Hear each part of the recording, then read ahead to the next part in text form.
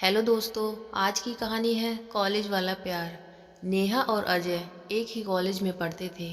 दोनों के एक ही कॉमन फ्रेंड ने उनकी मुलाकात कराई थी। पूरा ग्रुप साथ में घूमते खाते पीते रहते थे। पर नेहा और अजय की नज़दीकियाँ बढ़ने लगीं और देखते ही देखते उनको एक दूसरे से प्यार हो गया। अब वह दोनों अकेले वक्त बिताने लगे। साथ में घूमना और मूवी देखने जाना, साथ में पढ़ना, हर चीज़ एक साथ ही करने लगे। देखते ही देखते कॉलेज भी ख़त्म हो गया और उनका मिलना भी कम हो गया। एक बार नेहा और अजय दोनों एक समुद्र के किनारे बैठे हुए थे। नेहा ने अजय से कहा, अब तो हमारा कॉलेज भी ख़त्म हो गया है। अब हम एक दूसरे के साथ वक्त कैसे बिताएंगे? और अब जल्द ही मेरे घर वाले मेरी शादी भी करवा देंगे। अजय ने उसका हाथ पकड़ते हुए कहा कि नेहा, तुम चिंता मत करो। मैंने एक दो कंपनी में अप्लाई भी कर दिया है। बस कुछ ही दिनों में मेरी एक अच्छी नौकरी लग जाएगी। फिर हम अपने अपने घर में अपनी शादी की बता देंगे। 2 हफ्ते बाद ही अजय को एक अच्छी कंपनी में जॉब मिल गई। जैसे ही उन्होंने तय किया था, उन्होंने अपने घर पे बता दिया। अजय की माँ तो मान गई, पर उसके पापा जी नहीं मान रहे थे। और यहाँ नेहा के घर वालों ने तो साफ साफ इनकार ही कर दिया था। वे दोनों बहुत परेशान होने लगे कि अब कैसे क्या होगा। वह अपने घर वालों को कैसे मनाएंगे। बहुत दिन हो गए। दोनों का एक दूसरे से बात करना भी बहुत कम हो गया था, क्योंकि नेहा के घर वालों ने तो उसका फ़ोन भी ले लिया था और उसके लिए वे रिश्ता ढूंढ रहे थे।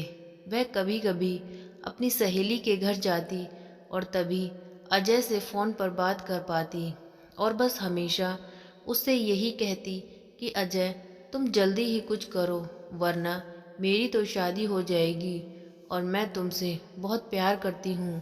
तुम्हारे बिना नहीं रह पाऊंगी। अजय भी उसे हमेशा समझा देता था।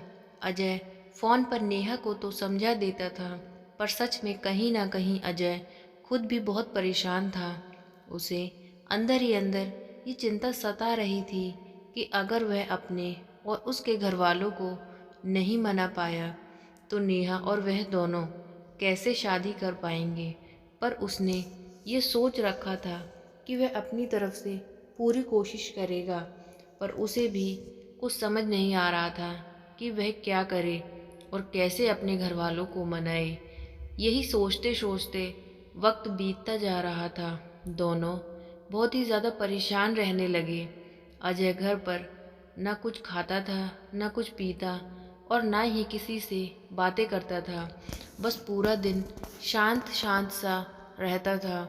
और ये देखकर उसकी माँ से रहा नहीं गया और उसने अपने पति को समझाया कि मुझे मेरे बेटे की खुशी से बढ़कर दुनिया में कुछ भी नहीं है और अब उसकी शादी अगर होगी तो सिर्फ नेहा से ही होगी। आप कल ही नेहा के घर जाकर उसके माँ बाप से बात करो। और अगले ही दिन अजय के पापा नेहा के घर गए और उसके माँ बाप से बात की और उन्हें भी समझाया कि हमारे बच्चों की खुशी में ही हमारी खुशी है। मेरा बेटा एक बहुत अच्छी कंपनी में काम करता है और उसकी तनख्वाह भी अच्छी है। वह आपकी बेटी को बहुत खुश रखेगा। अजय के पिताजी की बात सुनकर नेहा के माँ बाप मान गए और शादी के लिए राज़ी भी हो गए। नेहा और अजय की शादी बड़े धूमधाम से हुई। दोनों बहुत खुश थे। वे अपने हनीमून के लिए शिमला भी गए। हनीमून से लौटते ही अजय अपने काम पर लग गया।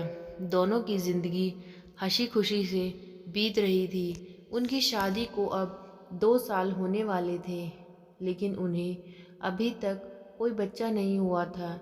घर वाले, सब रिश्तेदार, सब लोग नेहा से हमेशा यही सवाल पूछते कि खुशखबरी कब दे रही हो, पर वह हमेशा मुस्कुरा कर बात को टाल दिया करती थी।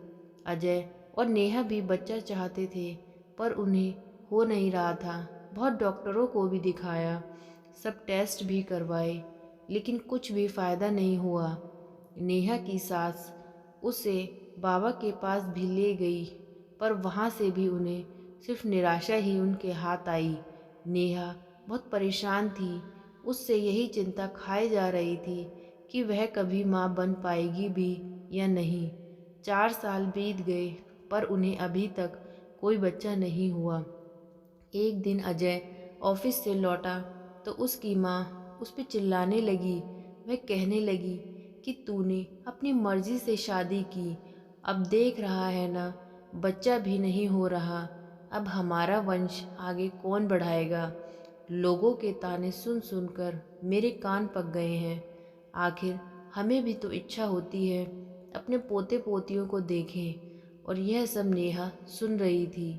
अजय ने अपनी माँ को समझाया कि ज़रूरी नहीं कि कमी आपकी बहू में ही हो, मुझ में भी तो हो सकती है। आप शांत हो जाइए।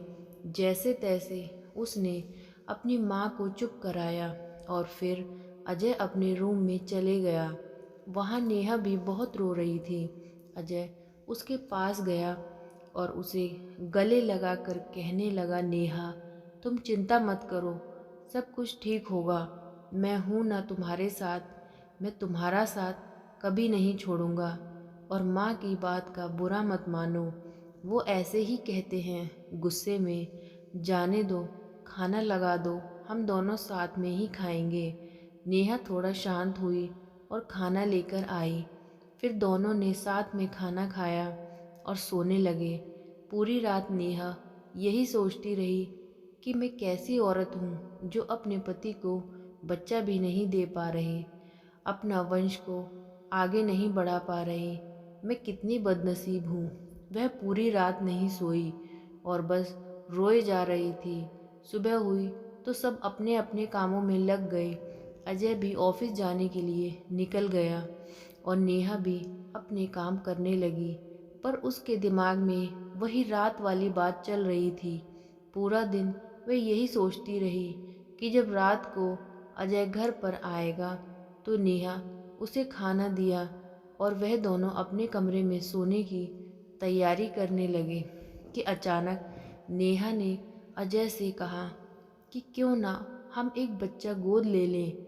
और अब हमें बच्चा नहीं हो रहा, क्यों ना हम किसी बच्चे को गोद लें और उसके माँ बाप का सुख उसे दें और हमें भी बच्चे का सुख मिल जाएगा। अजय भी नेहा की ये बात सुनकर बहुत खुश हुआ।